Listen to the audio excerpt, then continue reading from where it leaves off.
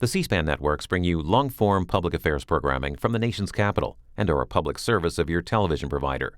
C-SPAN, created by cable. Thank you. Thank you guys very much. Thank you. Thank you so much. First of all, thank you all for everything. I want to begin by I haven't had a chance to speak to him yet, but I want to congratulate Donald Trump on his victory, a big victory in Florida. No. No, guys, we live in a republic, and our voters make these decisions, and we respect that very much, and it was a big win. And I want to begin by thanking all of you here today. And I want you to know I am the beneficiary of the best group of supporters, the hardest working people I've ever been associated with. And I'm so grateful to you guys. Thank you. And not just here in Florida. Not just here in Florida, but around the country. I love you too. I want you to know that you worked as hard, not just here, but all over the country. I want to talk to people in Iowa and in New Hampshire and in South Carolina and in the great state of Minnesota where I won, and in the territory of Puerto Rico and Washington, D.C. All over. We had a great team. We have a great team, and I'm so grateful for all the help that you guys have given us. I just want you to know there's nothing more you could have done. You worked as hard as anyone worked. I want you to know we worked as hard as we ever could. But, well, America's in the middle of a real political storm, a real tsunami, and we should have seen this coming. Look, people are angry, and people are very frustrated. It really began back in 2007, 2008, with this horrifying downturn. Don't worry, you won't get beat up at our event.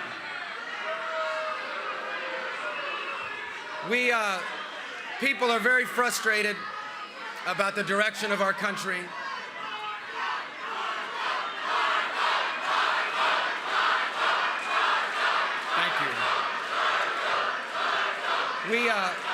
Thank you. People are frustrated. In 2007 and 2008, there was a horrible downturn in our economy. And these changes to our economy that are happening are disrupting people's lives. And people are very upset about it. And they're told that, people are angry, they're frustrated, they're being left behind by this economy. And then they're told, look, if you're against illegal immigration, that makes you a bigot. And if you see jobs and businesses leaving to other countries, you have no right to be frustrated. They see America involved in the world and Americans spending money and losing their lives, and they see that there's very little gratitude for all the sacrifice America makes. And quite frankly, there's millions of people in this country that are tired of being looked down upon, tired of being told by these self-proclaimed elitists that they don't know what they're talking about and they need to instead listen to the so-called smart people. And I know all these issues firsthand. I've lived paycheck to paycheck.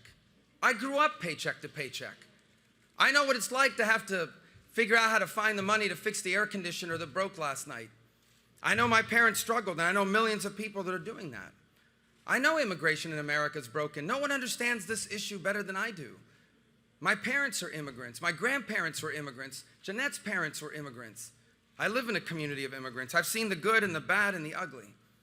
I've battled my whole life against the so-called elites, the people who think that, I needed to wait my turn or wait in line or it wasn't our chance or it wasn't our time. So I understand all of these frustrations. And yet when I decided to run for president, I decided to run a campaign that was realistic about all of these challenges, but also one that was optimistic about what lies ahead for our country. I know that we have a right to enforce our immigration laws, but we also have to have a realistic approach to fix it. I know that we are living through this extraordinary economic transformation that is really disruptive in people's lives. Machines are replacing them. Their pay is not enough. I know it's disruptive, but I also know this new economy has incredible opportunity. I know America can't solve all of the world's problems, but I also know that when America doesn't lead, it leaves behind a vacuum, and that vacuum leads to chaos.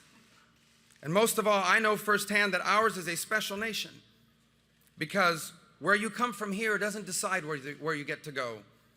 That's how a 44-year-old son of a bartender and a maid, that's how I decide that, in fact, I too can run for president of the United States of America. So, from a political standpoint, the easiest thing to have done in this campaign is to jump on all those anxieties I just talked about, to make people angrier, make people more frustrated. But I chose a different route, and I'm proud of that. Because that would have been, in a year like this, that would have been the easiest way to win. But that is not what's best for America. The politics of resentment against other people will not just leave us a fractured party. They're going to leave us a fractured nation. They're going to leave us as a nation where people literally hate each other because they have different political opinions. That we find ourselves at this point is not surprising, for the warning signs have been here for close to a decade. In 2010, a Tea Party wave carried me and others into office because not enough was happening, and that Tea Party wave gave Republicans a majority in the House. But nothing changed. In 2014, those same voters gave Republicans a majority in the Senate, and still nothing changed. And I blame some of that on the conservative movement, a movement that is supposed to be about our principles and our ideas, but I blame most of it on our political establishment.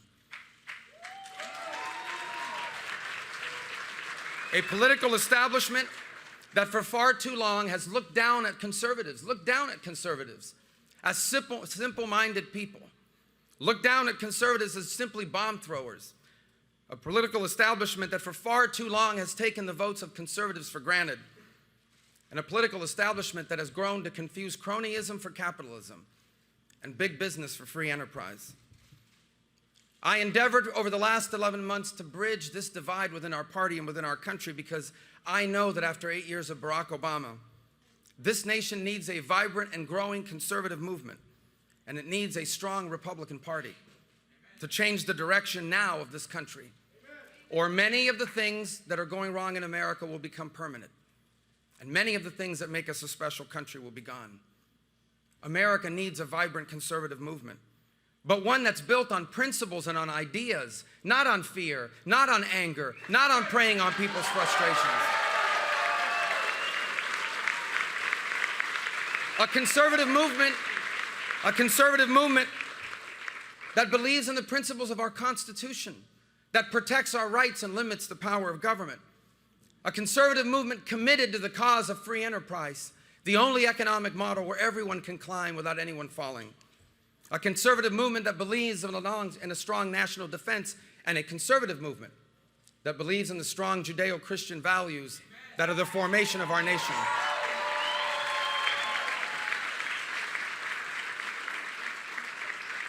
But we also need a new political establishment in our party.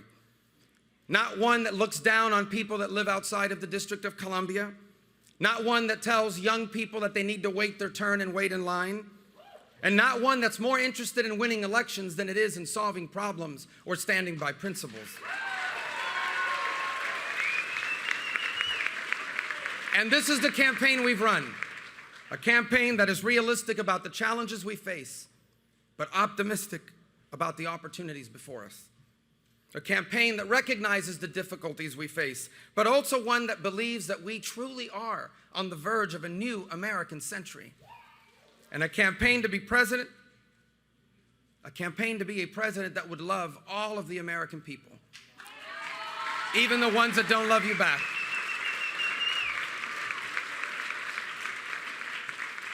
This is the right way forward for our party. This is the right way forward for our country.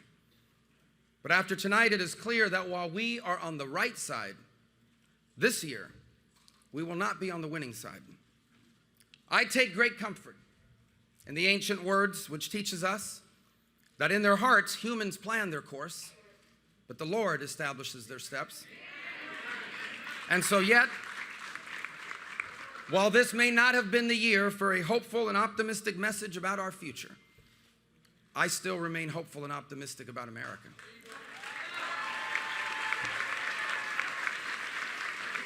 And how can I not? How can I not? My mother was one of 7 girls born to a poor family. Her father was disabled as a child. He struggled to provide for them his entire life. My mother told us a few years ago she never went to bed hungry growing up, but she knows her parents did, so they wouldn't have to. She came to this country in 1956 with little education, no money, no connections. My parents struggled their first years here. They were discouraged. They even thought about going back to Cuba at one point, but they persevered. They never became rich. I didn't inherit any money from my parents. They never became famous. You never would have heard of them if I had never run for office. And yet I consider my parents to be very successful people. Because in this country, working hard as a bartender and a maid, they owned a home. And they retired with dignity. In this country, they lived to see all 4 of their children live better off than themselves. And in this country, on this day, my mother, who's now 85 years old, was able to cast a ballot for her son to be the President of the United States of America.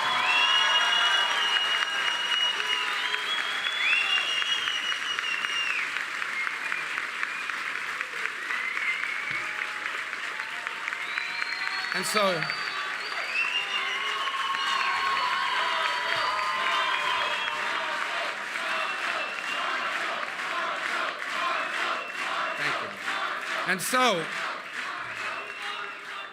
while it is not God's plan that I be president in 2016 or maybe ever, and while today my campaign is suspended,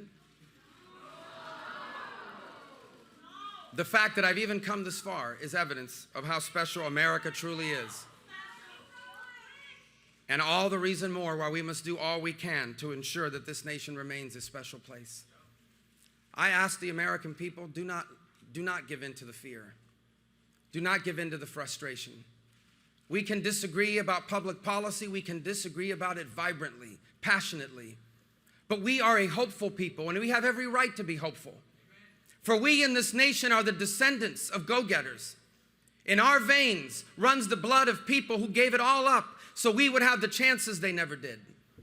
We are all the descendants of someone who made our future the purpose of their lives. We are the descendants of pilgrims. We are the descendants of settlers. We are the descendants of men and women that headed westward in the Great Plains, not knowing what awaited them. We are the descendants of slaves who overcame that horrible institution to stake their claim in the American dream. We are the descendants of immigrants and exiles who knew and believed that they were destined for more and that there was only one place on earth where that was possible. This is who we are. And let us fight to ensure that this is who we remain. For if we lose that about our country, we'll still be rich and we'll still be powerful, but we will no longer be special. We'll keep fighting. And so I am grateful to all of you that have worked so hard for me. I truly am. I am grateful to my family, to my wife, Jeanette, who has been phenomenal in this campaign.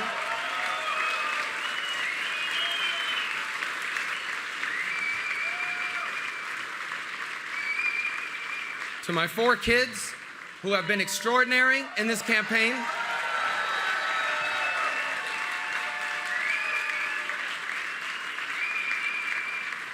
And I want you to know that I will continue every single day to search for ways for me to repay some of this extraordinary debt that I owe this great country. And I want to leave with an expression of gratitude to God, in whose hands all things lie. He has a plan for every one of our lives. Everything that comes from God is good. God is perfect. God makes no mistakes. And He has things planned for all of us. And we await eagerly to see what lies ahead. And so I leave tonight with one final prayer. And I use the words of King David because I remain grateful to God. Yours, O Lord, is the greatness and the power and the glory and the victory and the majesty. Indeed, everything that is in the heavens and the earth. Yours is the dominion, O Lord. And you exalt yourself as head over all. Both riches and honor come from you, and you rule over all. And in your hand is power and might, and it lies in your hand to make great and to strengthen everyone. May God strengthen our people. May God strengthen our nation. May God strengthen the conservative movement. May God strengthen the Republican Party. May God strengthen our eventual nominee. And may God always bless and strengthen this great nation, the United States of America. Thank you, and God bless you all. Thank you very much. Thank you.